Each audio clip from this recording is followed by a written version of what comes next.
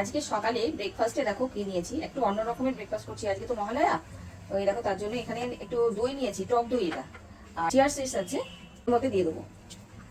এটা ভিজিয়ে রেখেছিলাম, আধা ঘন্টার মতো ভিজিয়ে রেখেছি। এখন এর মধ্যে দিয়ে দেবো একটু চাট মশলা।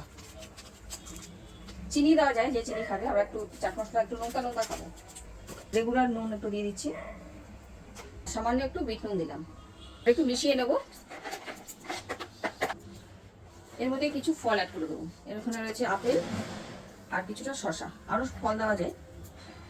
এ নেবো, ভালো করে সবকিছু একটু ভালো মিশিয়ে নিচ্ছি।